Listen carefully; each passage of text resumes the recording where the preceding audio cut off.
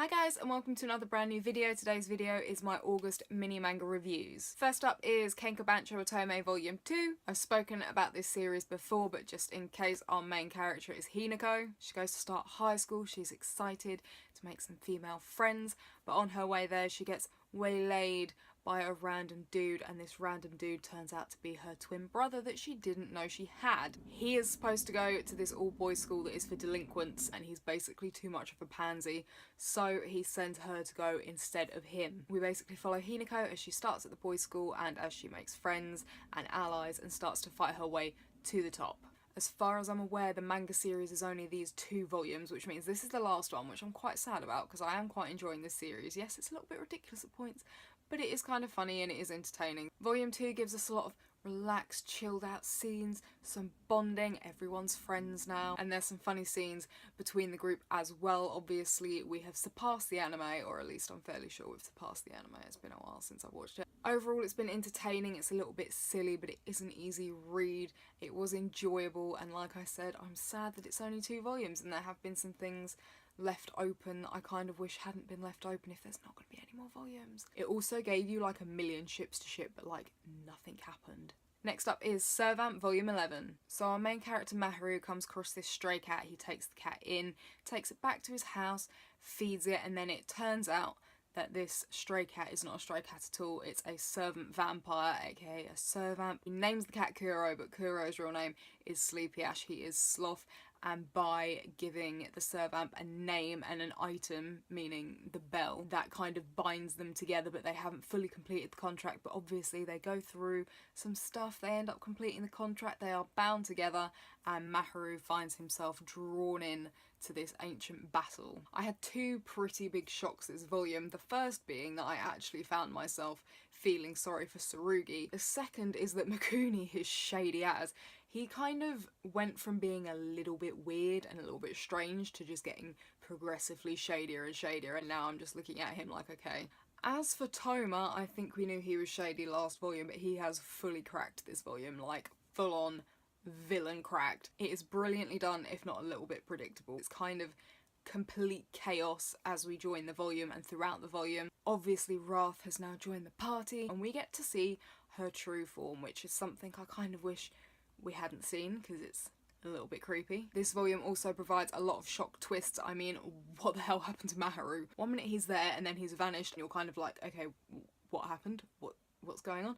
And the last chapter is trippy. It is so trippy. I was reading the last chapter and I was just like, what is going on now? But it was a good volume. A lot happened. There was a lot of action. A lot of things were revealed.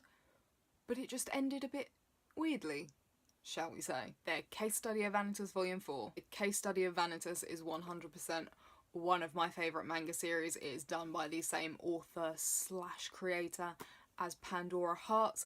I still haven't read Pandora Hearts. I think I've read like the first 3 volumes and then I kind of need to finish reading it. I just haven't got around to it yet. But I completely love Case Study of Vanitas. There are steampunk vampires in Paris. Noe is drawn to Paris when rumours of this grimoire surface and he thinks the grimoire can help his friend. Fortunately for Noe, Vanitas and the Book of Vanitas, which is said grimoire, come to him. Unfortunately, at the same time, he gets dragged into a conflict that could threaten the peace between humans and vampires. The art is completely stunning. I love it. The settings are always beautifully drawn. The character art is gorgeous. I mean, the cover is so pretty. There is a lot of action this volume. Noe goes full Dracula and we find that going full Dracula kind of makes him want to lose his lunch a little bit, which I found absolutely hilarious. Mostly because the chasseur that he was up against was cowering in the dark, like horror movie style, like it's like we're the ones being hunted. And then he kind of appeared on the ceiling and like looked badass for about 5 seconds before he started gagging and looked like he was going to throw up. Along with a lot of action, this volume has a lot of humour and I really love the banter between Noe and Vanitas. We get to see a lot of it this volume. We get to see more of Vanitas's mysterious past and Noe kind of gets a chance to take charge for once. He's kind of the opinion that he can talk things out with Roland, and to be fair, I thought Roland was going to be a bit of a douche, but I actually quite like him. But I'm going to be interested to see how it's going to play out because obviously he is one of the chasseurs and his superior commanding officer. Which one of the 2 is it? kind of is not as team vampire as Roland is. We also have Dr. Moreau this volume. I can't quite decide if he is based on the Dr. Moreau from the Island of Dr. Moreau book, but Dr. Moreau is completely 100% cray-cray. However, he does provide us with a few clues that kind of thicken the plot around what is going on and what the general scheme is. And Lord Shady-ass Ruthven also pops up too. I was kind of indifferent about him at the beginning. I thought he was shady, but he wasn't really doing anything, so I was kind of letting it go.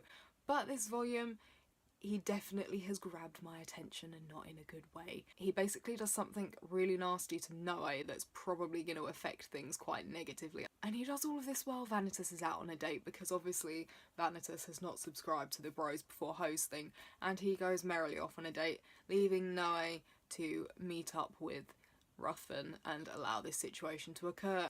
I'm disappointed. Not surprised, but disappointed. This volume has a steady pace, there are more pieces of the puzzle dropped in, and there are doses of intrigue to go with the action and the humour, and obviously they are setting some brilliant things up for the coming volumes, and I was thoroughly impressed with this volume. But now is the wait for the next volume. I don't even want to look up when the next volume's out, because it's probably going to make me upset. Final Fantasy Lost Stranger Volume 1.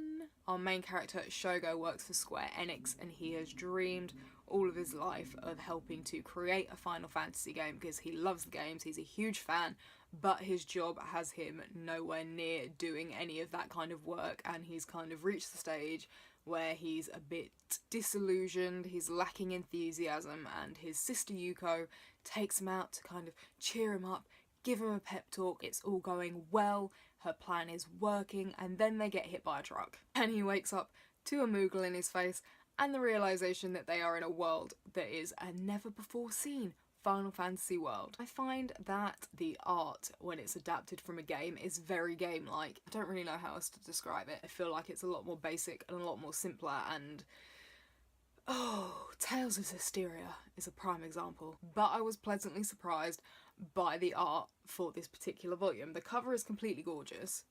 I'm gonna do a close-up. But I was still side-eyeing it a bit because, you know, they can occasionally do a different cover. But the art's actually pretty good. There we go.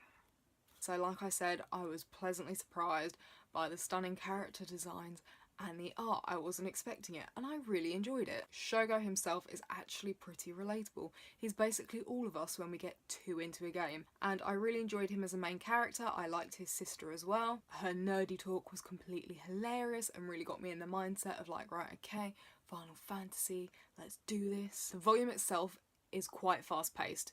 It moves quite steadily between the accident happening and then waking up. What I found interesting about this particular one was that Shogo and his sister kind of really had to work for their skills. They kind of show up, they're not very good at anything, and they use Shogo's kind of knowledge of the Final Fantasy worlds that he gleaned when he was creating his strategy guides. Basically what I'm saying is I like the fact that the characters use their brains and were like normal people having to work at something instead of just getting dumped in the world and just being amazing at everything.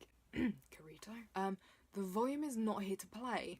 There is a really huge shock plot twist within the first couple of chapters that I did not see coming. It is not the truck thing. I'm not going to say what it is because I don't want to spoil it, but it was brutal. I kind of read it and then stared at the page like, okay, did that actually happen? Aside from all of that, there is a hilarious support cast. I'm really enjoying the different characters and their banter and how they work together. Like I said, there was a huge surprise shock plot twist that is going to be interesting to see play out, and it's given Shogo something to work towards. I'm enjoying seeing his character kind of grow and develop and work hard. But for a first volume, this one definitely caught my attention. Next up is Spectre Volume 8. Like I mentioned in a previous video, Spectre is kind of like a supernatural Sherlock Holmes but with a female Sherlock. Basically our main character Kotoko can communicate with Yoki and spirits. They kind of see her as their goddess because they go to her with their problems. They ask for advice, ask for help. She and her boyfriend Kuro, who basically can't die after he eats something he shouldn't have, kind of go around helping the Yoki out of their problems and solving various different cases of the supernatural variety. This particular volume sees Kotoko and Kuro heading to a beach town, fish are turning up dead, and there is a creepy Pinocchio doll. And when I say creepy, I mean this shit is creepy. Like, I never particularly liked the Pinocchio film anyway, but even if I were so inclined to rewatch it, I don't think I'd be able to and see it the same way again. Creepy Pinocchio doll. Creepy. There's excellent storytelling in this series in general, let alone just this volume. It does really well at giving us different lore and legends and rumours. We kind of start off seeing what's going wrong in the town, and then we kind of get the legends and the rumours behind it. Then once Kuro and Kotoko arrive, we kind of delve deeper into it, look at more different sides to the story, get more information, get more possible theories, and I really like how it builds up that way, kind of giving you a basic outline and then filling it in as the volume goes on. It kind of allows you to come up with your own theories and kind of come to your own conclusions before it completely throws it all out the window and then tells you why you're wrong, basically. Along with the creepiness of the volume, there's also a lot of hilarity because K-Squared's bickering about their relationship is constantly and endlessly entertaining because obviously they're dating, but Kuro comes out with such little gems such as boyfriend is such a strong word. Would it kill him to be cute for once? I feel like we're kind of chilling out with a few easily solvable cases that can be solved in one volume or a couple of chapters before we start building up to another big case like the Still Lady Nanase case. So those have been my August mini manga reviews. I hope you guys enjoyed this video. Let me know down below which of these has piqued your interest. If you've read any of these volumes, let me know what your thoughts were, and I'll see you guys soon.